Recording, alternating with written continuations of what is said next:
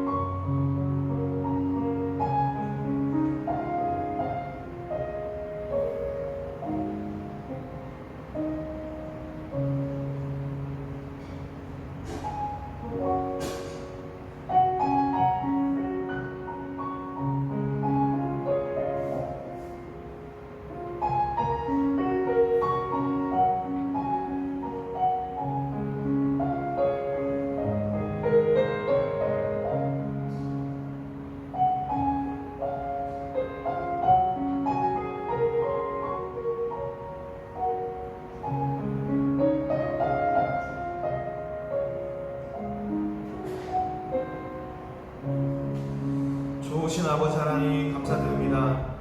오늘 귀한 주일을 저희에게 허락하여 주시고 매월 첫 주 대면하여 예배하는 날을 허락해 주셔서 감사합니다. 오늘도 아버지 한 주간 저희의 삶을 기루하고 우리 아버지 앞에 나와 예배할 수 있도록 은혜 주셔서 감사를 드립니다.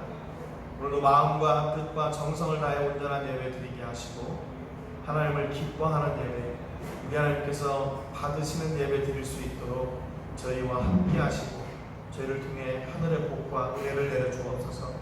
아버지, 이 시간에 저희 한 주간의 죄를 꺼내놓고 기도합니다. 우리의 뜻과 의지대로, 우리의 생각대로, 우리의 계획대로 살았던 것을 용서하시고 우리의 입술을 통해 생명의 복, 생명의 말씀과 위로와 사랑의 말들이 전해야 될 텐데 그러지 못한 것을 용서해 주시기를 원합니다. 아버지, 예수님의 십자가의 보혈로 정결하게 쓰시셔서 온전한 예배 드리게 하시며 오늘 특별히 세계를 부으며 기도할 때 세계 선교 공동체를 위해 기도합니다. 세계 각국에 있는 성사님들 기억해 주시고 성사님과 사역지, 가정과 자녀들과 교회를 기억해 주시옵소서. 특별히 오늘은 요르단에서 사역하고 있는 장안주 성사님을 위해 기도합니다. 아버지, 교통사고로 인해서 지금 병원에 입원하고 여러 가지 검사를 받고 있는 중에 있습니다. 의식이 돌아오게 하시는 것 감사하고 아버지, 큰 어려움 없이 잘 회복될 수 있도록 하나님 강건하여 붙잡아 주시고 역사해 주시옵소서. 가족을 기억해 주시고 아버지 하나님 마음의 위로와 평안이 넘치게 하여 주시고 아버지, 어려운 가운데도 하나님의 더 큰 은혜와 놀라운 역사하심을 경험하고 누리는 통로가 되게 하여 주시옵소서. 오늘 예배하는 우리 모든 성도님들 기억해 주시기를 원합니다. 어디에 있든지 무엇을 하든지 예배의 자리에서 하나님을 경험하고 누리고 만나게 하시고 그 은혜와 복을 선포하는 저희가 되게 하여 주옵소서. 모든 영광을 하나님께 드리며 예수님의 이름으로 기도합니다. 아멘. 사도신경으로 우리 신앙을 고백하겠습니다. 나는 전능하신 아버지 하나님 천지의 창조주를 믿습니다. 나는 그의 유일하신 아들 우리 주 예수 그리스도를 믿습니다. 그는 성령으로 잉태되어 동정녀 마리아에게서 나시고 본디오 빌라도에게 고난을 받아 십자가에 못 박혀 죽으시고 장사된 지 사흘 만에 죽은 자 가운데서 다시 살아나셨으며 하늘에 오르시어 전능하신 아버지 하나님 우편에 앉아 계시다가 거기로부터 살아있는 자와 죽은 자를 심판하러 오십니다.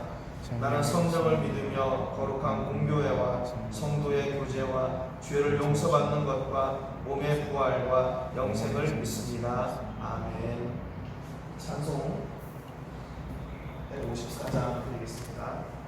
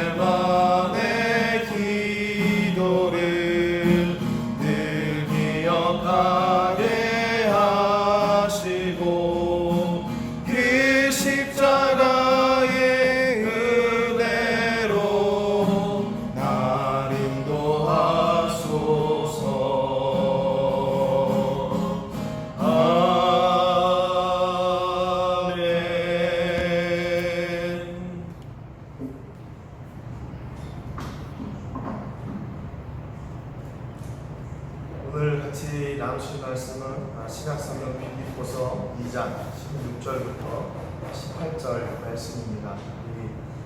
계속해서 우리가 빌립보서 말씀을 나누고 있는데요. 오늘은 18절 말씀 같이 읽고 말씀에 은혜를 나누겠습니다.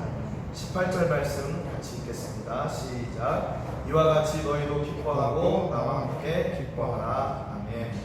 우리 지난주 말고 그 전주에 빌립보서 강의 21번째 말씀 통해서 그리스도의 날에 라는 말씀을 같이 나눴습니다. 그리스도의 날을 누가 이야기를 했냐면 바울이 이야기를 했습니다. 그래서 바울이 내가 마지막 날에 하나님께서 주시는 그 상급을 내가 누리겠다. 근데 그게 무슨 상급인가? 빌립보 성도님들이 하나님의 말씀으로 섬기고 봉사하는 그 은혜를 이 바울은 자기의 상급이라고 생각을 했죠. 그래서 마지막 날 받은 그 상급이 바로 자기의 것이다. 그래서 바울의 소망은 이 땅에 있는 것이 아니라 바로 하늘의 소망을 두고 하늘의 상급을 기대하고 살았던 것을 우리가 볼 수 있습니다. 빌립보서 2장 16절 오늘 본문 말씀에 보면요, 생명의 말씀을 밝혀 나의 다름질이 헛되지 아니하고 수고도 헛되지 아니하고 그리스도의 날에 내가 자랑할 것이 있게 하려 함이라. 이렇게 고백하고 있는 바울의 모습을 볼 수가 있습니다. 바울은 생명의 말씀을 밝혀 나의 다름질이 헛되지 아니하고 그랬어요. 여기 내가 바로 바울을 얘기하는 거죠. 그리고 그 하반절에도 보면 그리스도의 날에 내가 자랑할 것이 있게 하려 함이라 하겠습니다.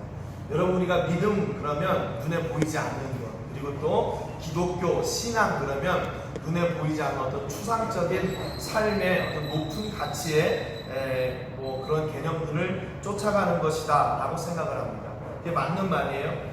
그런데 그렇게 하다 보니까 눈에 보이지 않는 것을 우리는 믿고 눈에 보이지 않는 그 더 고귀한 가치를 누리고 있기 때문에 눈에 보이는 것, 또 이 땅에 있는 것, 또 내가 헌신하고 봉사해서 누리게 되는 어떤 복 또는 어떤 그 대가에 대해서 굉장히 부정적으로 생각할 때가 많이 있어요. 내가 이거 하나님께 믿음으로 한 건데 뭔 이런 복까지 주십니까? 야, 얼마나 겸손하고 맞는 이야기입니까? 그런데 믿음은요, 반드시 그 보이지 않는 것을 쫓아가는 그 믿음에는 보이는 복이 있어요. 여러분, 그렇기 때문에 우리가 예수님을 믿으면서 우리가 알게 모르게 누리고 있는 복을 경험하고 누려야 되는 의무가 우리에게 있습니다. 여러분, 주변을 한번 둘러보세요. 하나님께서 우리에게 주신 그 믿음의 복이 얼마나 많은지를 몰라요.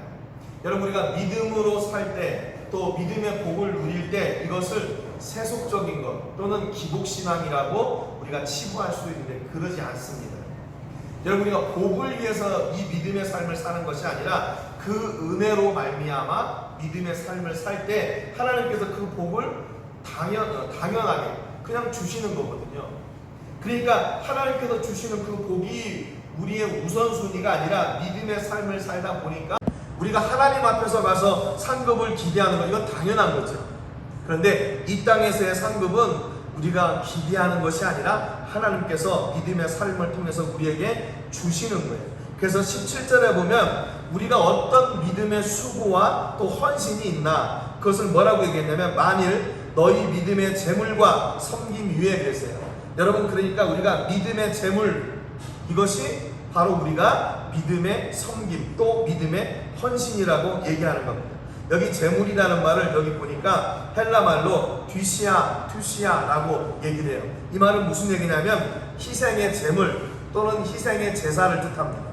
그러니까 여기 믿음의 재물이라는 말은 두 가지 의미를 함께 포함하고 있는 거예요. 그건 뭐냐면 믿음의 재물과 믿음의 제사, 믿음의 예배, 이 두 가지를 함께 포함하고 있는 겁니다. 여러분, 그러니까 말씀의 삶 또 믿음의 삶은 어디에서 드러나게 되냐면 우리가 예배의 삶을 통해서 드러나게 돼요. 또 예배를 통해서 드리는 예물을 통해서 우리의 믿음이 드러나게 됩니다. 그런데 앞서도 얘기했지만 내가 이 제사를 드리고 이 예배를 드리고 이 예물을 드려서 하나님이 내게 복 주셔야 됩니다, 이렇게 하는 것이 아니라 우리가 온전히 하나님께 예배하고 한 주간도 또 한 달도 1년도 주신 은혜를 감사해서 드리는 그 감사, 믿음의 예물을 통해서 하나님은 우리에게 놀라운 복을 허락해 주시는 거예요. 여러분, 그렇기 때문에 우리가 믿음의 삶은 제사와 또 헌신, 이 예물과 떼어서 생각할 수가 없어요. 그 뒤에 보면 17절 뒤에 보면 섬김 위에 그랬거든요. 너희 믿음의 재물과 섬김 위에 이렇게 써요. 이 섬김이라는 말은 레이투루기아라는 말인데 직분, 그릇 또는 연보, 헌금까지 포함하는 겁니다. 여러분, 그러니까 섬김이라는 말은 우리가 교회에서 예배할 때 우리의 직분을 감당하는 것, 그것도 섬김이에요. 또 우리가 예배의 자리에서 예배자로 서 있는 것, 그것 또한 섬김입니다. 또 특별히 이 섬김이라는 것은 우리가 헌물을 하나님께 드리잖아요. 하나님께 드리는 헌물 말고 우리가 이웃을 섬기는 것도 이 섬김에 포함이 돼요. 여러분, 그러니까 교회는 위로는 하나님을 섬기고 옆으로는 이웃을 섬기는 것이 바로 교회입니다. 교회는 하나님만 섬기는 거 반절짜리 맞는 거예요. 교회는 하나님을 섬기고 이웃을 섬기는 것이 바로 이 온전한 교회의 모습인 거죠. 또 그렇다면 교회가 이웃만을 섬기면 되나? 그것도 교회가 아니에요. 교회는 하나님을 섬기고 하나님께서 주신 그 은혜를 따라서 이웃을 섬기는 것, 그것이 바로 교회고 믿음이고 우리의 헌신이고 우리의 온전한 예배의 모습이라는 거죠. 여러분, 그러니까 예배가 우리가 하나님께 드리는 게 예배잖아요. 그러면 이제 그 다음에 예배는 뭔가? 예배가 끝났어요. 예배가 끝나고 우리가 이 밖을 나가요. 그러면 어떻게 됩니까? 이제는 이웃을 섬기는 예배가 시작되는 거예요. 하나님을 섬기고 이웃을 섬기는 것, 그것이 바로 우리가 하나님 마지막 날 하나님 앞에 설 때에 받는 그 상급을 누리는 날이 바로 이거라는 거죠. 여러분, 그렇기 때문에 우리가 믿음의 영역은 하나님께만 있는 것이 아니라 우리 이웃들, 우리의 삶 전체 영역의 모든 것이 다 믿음의 영역이에요. 믿음 그러면 하나님, 교회만 생각하는데 아닙니다. 우리의 믿음은 우리의 이웃들에게도 우리의 사는 삶의 현장에서도 동일하게 이 믿음의 영역이 적용이 되는 거죠. 여러분, 그렇기 때문에 우리는 교회에서도 믿음의 사람이고 우리의 삶의 현장에서도 믿음의 사람이어야 돼요. 17절 그 다음에 보니까 내가 나를 전제로 드릴지라도 그랬어요. 만일 너희 믿음의 재물과 섬김 위에 그랬죠. 빌립보 성도들이 그렇게 바울의 가르침을 따라서 믿음으로 예배하고 하나님을 섬기고 이웃을 사랑하고 섬기는 그 삶 위에 전제로 드릴지라도 했어요. 이 전제라는 말은 무슨 얘기냐면 태워 없애는 제사를 말합니다. 그래서 다른 제사들은 고기를 드리고 뭐 이렇게 할 때 양을 잡거나 소를 잡거나 하면 그 제사를 드리고 나서 뭐가 남냐면 재가 남아요. 재가 남아요. 그래서 그 재도 다 떠가지고 버리는 것이 이제 레위인들과 제사장의 역할이거든요. 그런데 여기 전제라고 하는 것은 그 재물을 뿌리면 불에 타가지고 없어져 버리는 거예요. 고운 가루나 포도주를 이야기합니다. 전제라는 말은 그래서 이게 제사 후에 남는 게 없어요. 그래서 바울이 지금 내가 나를 전제로 드릴지라도, 이 말은 무슨 얘기냐면 당신들이 그렇게 믿음의 삶을 사는 것이 나는 최고의 기쁨입니다. 그 말이에요. 내가 이제 죽어도 여한이 없습니다. 그 말이죠. 그러니까 앞서도 지난번에도 그리스도의 날에 바울의 소망과 상급이 있는 것처럼 지금 바울의 소망과 그의 기대는 뭐냐면 빌립보 성도들이 하나님의 말씀으로 온전히 살아나가는 것, 그것이 바울의 소망이고 바울의 꿈이었어요. 그러니까 당신들이 그렇게 삶으로 인해서 내가 이제 죽어도 여한이 없습니다. 그 말이죠. 여러분, 그렇기 때문에 이 말은 무슨 얘기냐면 빌립보 성도들의 의무와 바울 자신의 삶의 방향의 고백이에요. 내가 지금 무엇을 위해 사나? 바울의 고백입니다. 나는 여러분들이 말씀으로 하나님 앞에 신실하고 또 이웃 앞에 사랑을 실천하는 그런 믿음의 성도로 사는 것이 내 자랑이고 내 역할입니다 라고 바울이 고백하는 거예요. 여러분, 우리가 믿음으로 산다는 것 어떻게 보면 어렵다고 생각할 수도 있고 또 이것은 멀리 있는 것이라 생각할 수도 있어요. 그런데 믿음의 삶은 우리와 가까이 있습니다. 우리 가정에서, 우리 이웃과의 관계에서, 내 삶의 현장에서 믿음의 삶이 있고, 또 저의 고백을 함께 드리자면 바로 저도 바로 바울과 같은 그런 고백이 저의 고백이 되어야 되는 것이지요. 여러분들이 어려운 시기에 믿음으로 고군분투하며 믿음의 삶을 살아내시는 것, 그것이 얼마나 큰 은혜인가, 그것이 얼마나 저의 큰 기대입니다. 제가 한국에서 여러 교회들을 이렇게 방문하면서 예배했어요. 이미 한국은 이제 코로나를 완전히 이겼다고는 얘기 못하겠지만 코로나와 함께 가는 그런 현실입니다. 이제 5월부터 또는 6월부터 교회에서 이제 밥 먹는 것도 다시 시작한다고 그래요. 제가 한국 가서 예배하면서 기대했던 게 뭐냐면, 감격했던 게 뭐냐면, 함께 예배하는 것이 이렇게 귀한 것이구나. 함께 예배하는 것이 이렇게 은혜가 넘치는 거구나. 우리가 그렇잖아요. 뭐 어디 골방에서 예배할 수도 있고 또는 우리가 다른 곳에 가서도 예배할 수 있죠. 하나님은 어디에서 예배해도 다 받으십니다. 왜냐면 하나님은 거기도 계시니까 말이죠. 근데 우리가 어떤 그런 특별한 상황을 제외하고서 말이죠, 우리가 계속 혼자서 골방에서 예배한다면 어떨까요? 지난 2년 동안 정말 얼마나 많은 그런 어려움 가운데 있었어요. 함께 예배하는 것이, 그래서 저는 지금 이 시기를 빨리 극복할 수 있는 가장 큰 방법이다, 이렇게 생각합니다. 여러분들 함께 기도하고 함께 찬송하고 함께 하나님을 만나고 예배하는 것, 이거보다 더 좋은 일이 없어요. 이거보다 더 귀한 일이 없습니다.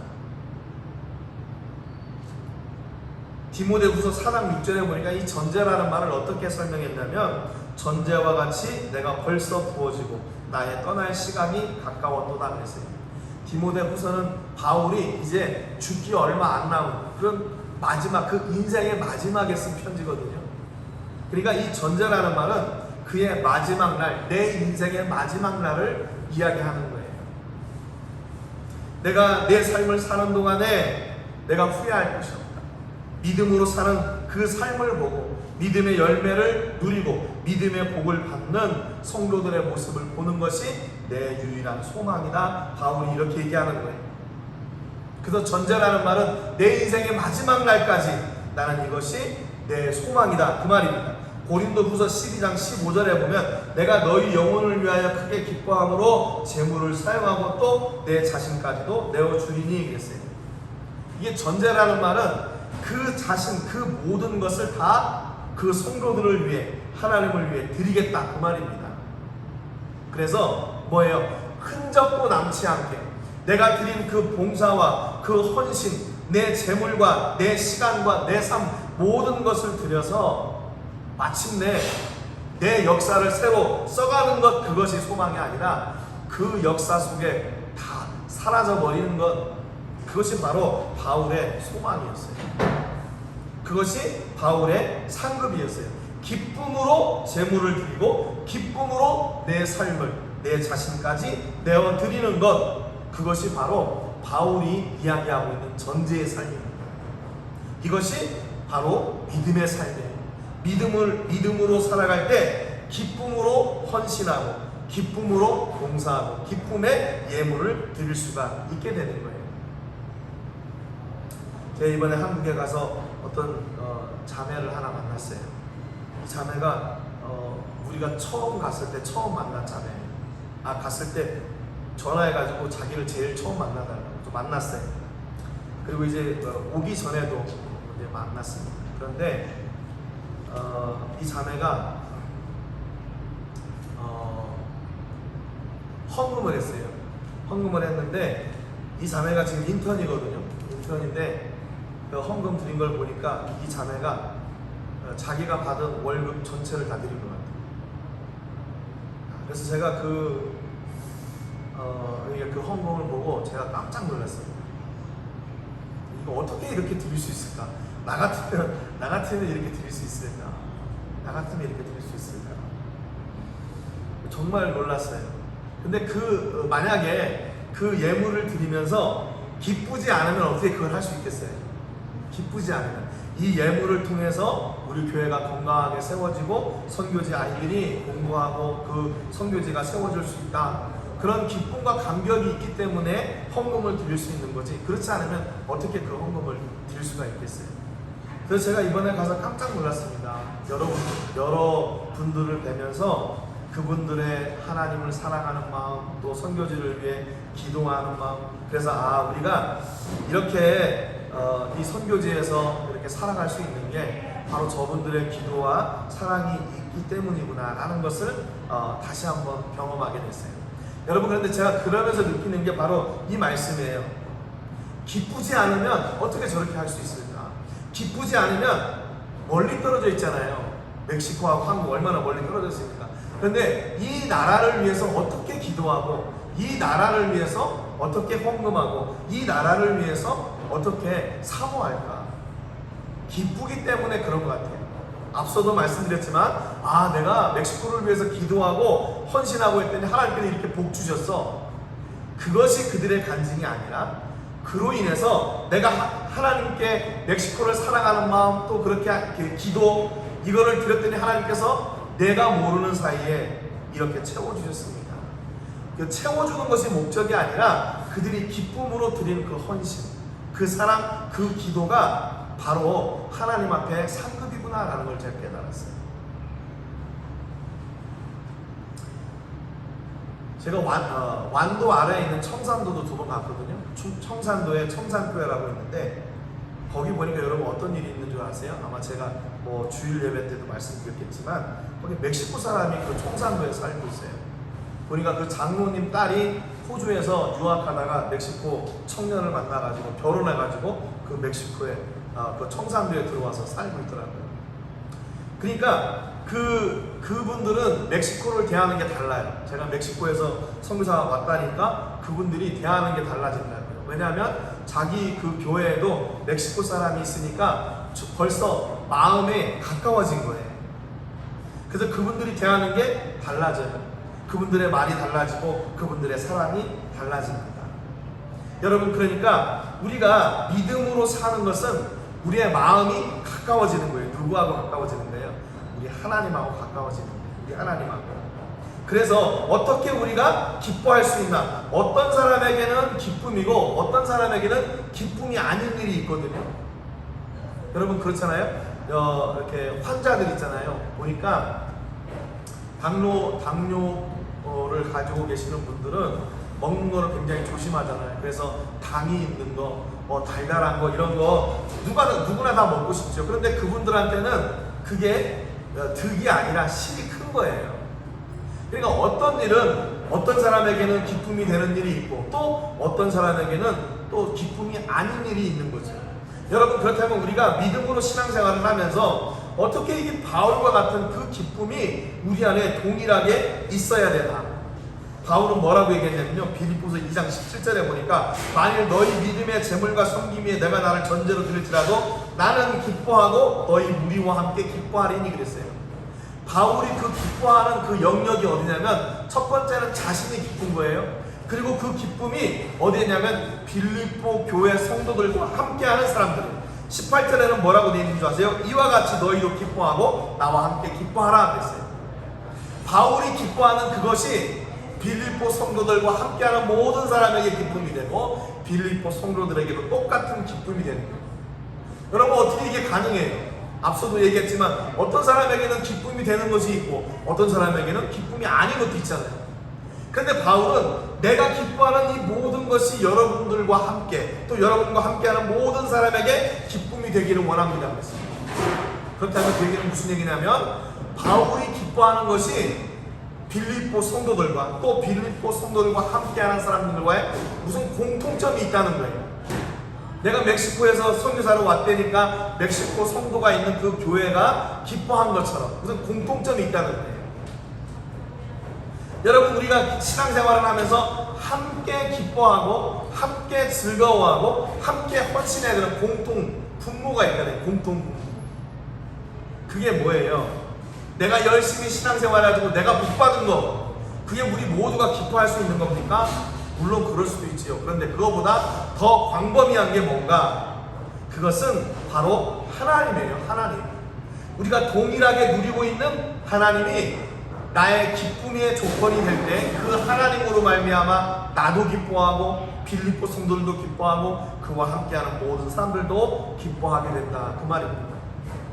그래서 바울은 내가 기뻐하는 이 하나님, 이 예수님이 여러분의 기쁨이 되기를 소원합니다 라고 그렇게 간청하고 있는 거예요.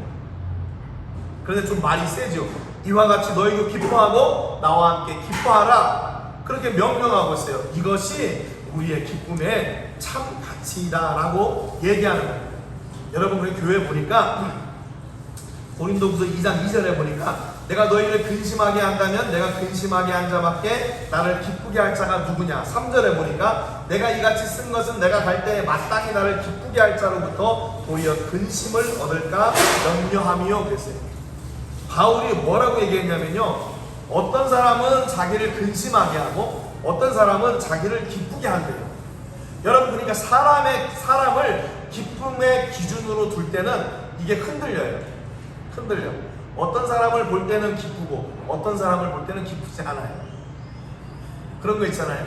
그런데 하나님을 기준으로 볼 때는 모두가 다 기뻐할 수 있어요. 고린도후서 2장 3절 하반절에 보니까 또 너희 모두에 대한 나의 기쁨이 너희 모두의 기쁨인 줄 확신함이로다 그랬어요. 여러분은 삶의 기쁨의 기준이 무엇입니까? 기쁨의 기준이 뭐예요? 여러분, 행복의 기준이 무엇입니까? 여러분, 세상에 움직이는 것들을 기준으로 둘 때는 어떤 때는 기쁘고 어떤 때는 슬프고 어떤 때는 행복하고 어떤 때는 행복하지 않아요. 그런데 여전히 변함없이 우리와 함께 하시는, 우리에게 은혜를 주시고 말씀의 역사를 이루시고 그분의 복을 허락하시는 그 하나님이 우리의 기준이 될 때 우리는 어떤 상황에서도 흔들리지 않는 그 기쁨과 그 행복을 영원히 누릴 수 있는 하나님의 사람들이 되는 겁니다. 여러분, 기쁨의 기준을 바꾸시고 우리 하나님과 함께 또 우리 모든 성도들과 함께 기뻐하고 즐거워하는 그런 행복한 믿음의 삶이 되시기를 주님의 이름으로 축복합니다.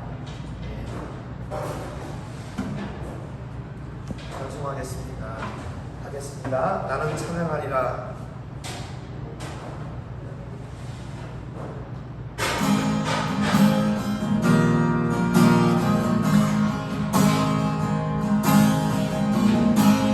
나는 찬양하리라. 주님 그 이름 찬양. 예수 대신 주 이름 나 찬양하리라.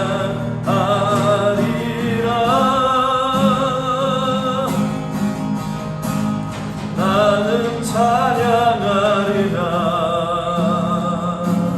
주님 그 이름 찬양. 예수 크신 주 이름 나 찬양하리라. 나는 영광 돌리리. 나는 영광 돌리리. 주님 영광의 이름 예수. 예수 크신 주 이름 나 찬양하리라.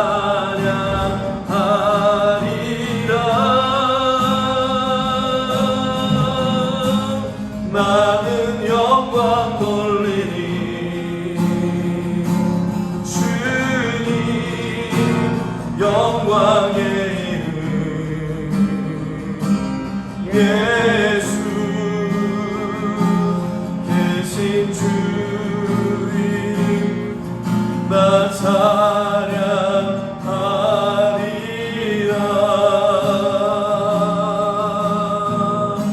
아멘.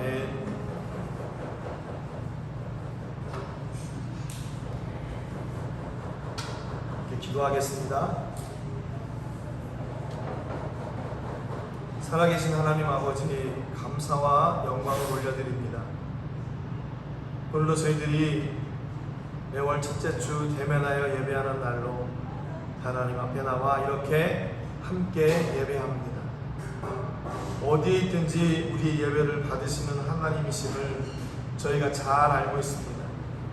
그러나 우리가 함께 대면하여 예배하고 하나님 앞에 나갈 때 그 안에 넘치는 은혜와 평안과 능력과 하늘의 복을 허락해 주시는 하나님이신 줄 믿습니다.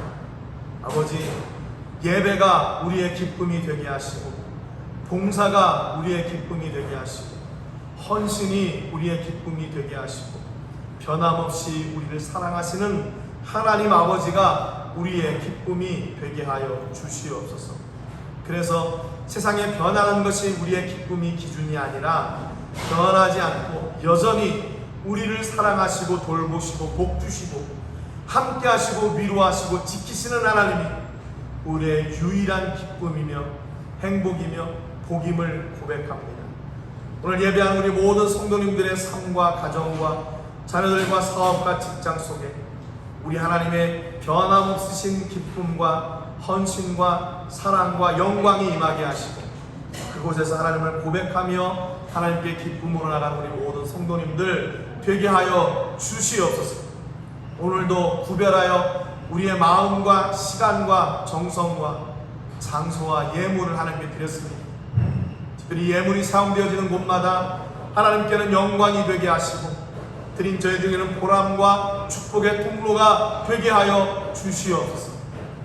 이제는 우리 주 예수 그리스도의 은혜와 우리 아버지 하나님의 크신 사랑과 성령 하나님의 감동, 감화, 위로, 교통하시는 은혜가 오늘도 하나님이 우리의 유일한 기쁨이며 행복임을 고백하는 우리 모든 성도들과 자녀들과 가정과 사업과 직장과 캠퍼스와 세계 곳곳에서 주의 복음을 전하는 복음 전도자들 위해 이제로부터 영원토록 함께 하시기를 간절히 축복하옵나이다. 아멘.